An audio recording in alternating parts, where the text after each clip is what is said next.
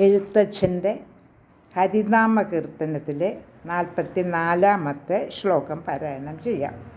ഡ എന്ന് തുടങ്ങുന്ന അക്ഷരത്തിൽ ആരംഭിക്കുന്നത്. ഡംഭാതിദോഷമുടനെട്ടും കളഞ്ഞു ഹൃദി മുമ്പേ നിജാസനമുറച്ചേകനാടിയുടെ കമ്പം കളഞ്ഞു നിലയാറും കടപ്പതിന് മുമ്പേ തൊഴാമടികൾ നാരായണായ നമഃ. നാരായണായ നമ നാരായണായ നമ നാരായണായ നമ നാരായണായ നമ നാരായണായ നമ നാരായണായ നമ നാരായണായ നമ നാരായണായ നമ.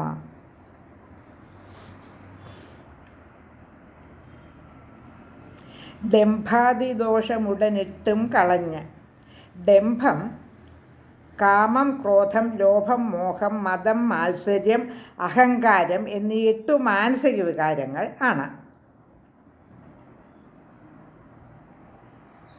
ഡംഭാതിദോഷമെന്ന് പറയുന്നത് ഡംഭം, കാമം, ക്രോധം, ലോഭം, മോഹം, മദം, മാത്സര്യം, അഹങ്കാരം എന്നീ 8 മാനസിക വികാരങ്ങൾ ആണല്ലോ.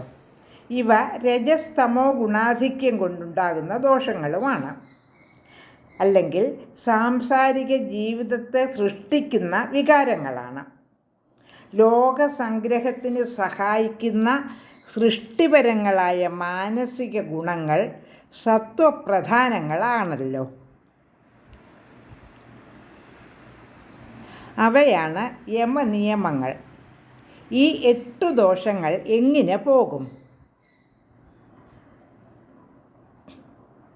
ശമദമങ്ങൾ സമ്പാദിക്കണം. ശമദമങ്ങൾ ഉണ്ടാകാൻ യമനിയമാസന പ്രാണായാമ പ്രത്യാഹാരാദികൾ പരിശീലിച്ചേ പറ്റൂ. അവ പരിശീലിച്ചാലേ ശമദമങ്ങൾ നമുക്ക് ഉണ്ടാകൂ. യമ നിയമാസന പ്രാണായാമ പ്രത്യാഹാരാദികൾ പരിശീലിക്കണം. അഹിംസ, സത്യം, അസ്തേയം, ബ്രഹ്മചര്യം, അസംഗ്രഹം എന്നീ യമങ്ങളും ശുചി, സ്വാധ്യായം, തപസ്, ഈശ്വരപ്രണിധാനം, സന്തോഷം എന്നീ നിയമങ്ങളും ശീലിക്കണം. പിന്നീട് നിജാസനം ഉറയ്ക്കണം. ഏത് ആസനങ്ങളുമാകാം, അതിൽ ഉറയ്ക്കണമെന്നു മാത്രം. സ്ഥിര സുഖവാസനമെന്ന് പതഞ്ജലിയുടെ യോഗശാസ്ത്രം വിധിക്കുന്നുണ്ട്. സുഖമായി ഏറെ സമയം ഇരിക്കാൻ കഴിയുന്ന ആസനമാണ് ഓരോരുത്തരും സ്വീകരിക്കപ്പെടേണ്ടത്. പിന്നീട് ഏകനാഡിയുടെ കമ്പം കളയണം. അതിന് പ്രാണായാമവും പ്രത്യാഹാരവും ധാരണയും ധ്യാനവും ആവശ്യമാണ്. അതോടുകൂടി സുഷുമ്നാനാഡിയിലുള്ള മൂലാധാരം, സ്വാധിഷ്ഠാനം, മണിപൂരകം, അനാഹതം, വിശുദ്ധി, ആജ്ഞ എന്നീ 6 ചക്രങ്ങളും കടന്ന് കുണ്ടലിനി ശക്തിയെ സഹസ്രാരത്തിലേക്ക് നയിക്കണം. അപ്പോൾ പടി 6 കടന്ന് സമാധിയിലെത്തും. അതാണ് പരമമായ നില. അതിനപ്പുറം ഒരു നിലയും ഇല്ല. ബ്രഹ്മസാക്ഷാത്കാരത്തിൻ്റെ ഈ പടികൾ ശ്രദ്ധയോടുകൂടി കടക്കാൻ വേണ്ട യോഗനിഷ്ഠകൾ അഭ്യസിച്ചുകൊണ്ടിരിക്കണം.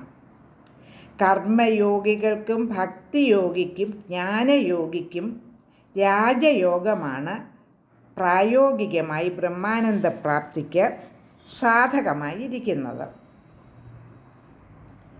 യമനിയമാദികൾ അഭ്യസിക്കാൻ എളുപ്പമല്ല, അതിൽ വളരെ ക്ലേശമുണ്ട്.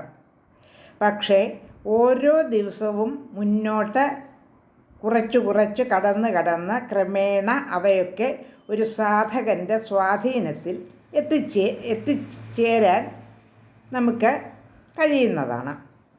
യമനിയമാസന പ്രാണായാമ പ്രത്യാഹാരങ്ങൾ യോഗസാധനയുടെ ബഹിരംഗങ്ങളും ധാരണ ധ്യാന സമാധികൾ അന്തരംഗങ്ങളുമാണ്.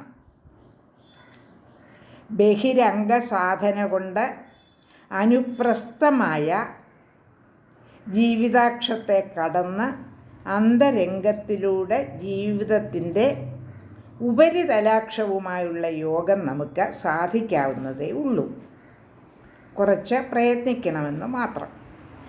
എല്ലാ സത്കർമ്മങ്ങളും ഫലത്തിൽ ചെന്നു നിൽക്കേണ്ട പരമ ഉച്ചവും, അതായത് പരമോന്നതയിലുള്ളതും പൂർണ്ണവുമായ അവസ്ഥയാണത്.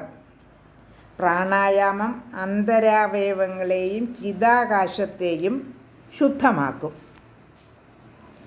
പ്രത്യാഹാരം കൊണ്ട് ശമദമങ്ങൾ കരഗതമാകുകയും ചെയ്യും. ധാരണ അന്തർമുഖമായ അവസ്ഥയാണ്. ധ്യാനം അപ്പോൾ അന്തർമുഖത്വത്തിൽ ഉറപ്പിക്കുന്നു. സമാധി കേവല ബോധമണ്ഡലത്തിലുള്ള ലയവും ആണ്. നമുക്ക് മനസ്സിലാക്കാൻ കുറച്ച് പ്രയാസമുണ്ട്. ഇവയൊക്കെ സൂക്ഷിച്ചും ശ്രദ്ധിച്ചും വായിച്ചാലേ കുറച്ചെങ്കിലും മനസ്സിലാവുകയുള്ളൂ. എനിക്കങ്ങനെയാണ് കേട്ടോ. എല്ലാവർക്കും എളുപ്പമായിരിക്കാം. ലോകാ സമസ്ത സുഖിനോ ഭവന്തു.